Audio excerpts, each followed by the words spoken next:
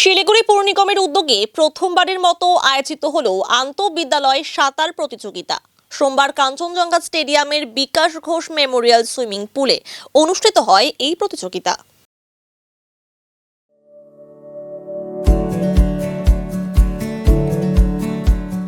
Pampered, not just a hospital, but a mother. 36টি ইভেন্টে মোট 145 জন প্রতিযোগী অংশগ্রহণ করেন। শিলিগুড়ির 12টি স্কুলের ছাত্রছাত্রীরা এই প্রতিযোগিতায় অংশ নেয়। উদ্বোধন করেন শিলিগুড়ির মেয়র গৌতম দেব। প্রথমবার এমন আয়োজনে খুশি প্রতিযোগীরা। অনেকেই জানিয়েছেন, নিয়মিত এমন উদ্যোগ তাদের দক্ষতা বাড়াতে এবং নতুন প্রতিভা তুলে ধরতে সাহায্য করবে। পৌর নিগমের তরফে জানানো হয়েছে, আগামী দিনে আরও বড় পরিসরে এই ধরনের প্রতিযোগিতার আয়োজন করার পরিকল্পনা রয়েছে। 19টা ইভেন্টের মধ্যে এই সাঁতার সুইমিং আমরা এখানে এটা চালু করেছি, বেসরকারি সংস্থা পৌর নিগম থেকে নিয়ে চালাচ্ছে।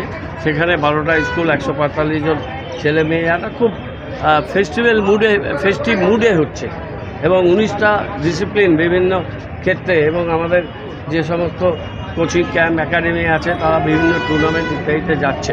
শিলিগুড়ি খেলাধুলা, শিক্ষা, সংস্কৃতি এই সব দিকে পুরসভা তাদের কাজের বাইরে এই কাজগুলোকে প্রচুর গুরুত্ব দিচ্ছে এবং এটা ভারতবর্ষের মধ্যে একটা অনন্য নজির শিলিগুড়ি সৃষ্টি করছে বলে আমি বিশ্বাস করি।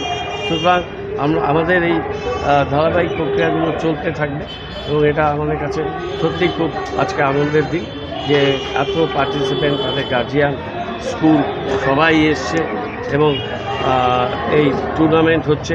রাউন্ড টেবিলের থেকে এসেছিল তাদের অর্গানাইজাররা, তারা আমাদের বললেন যে পার্টিসিপেন্টদের নাম শেয়ার করতে, ওরাও একটা এখানে প্রাইভেট সুইমিং পুলে করবে।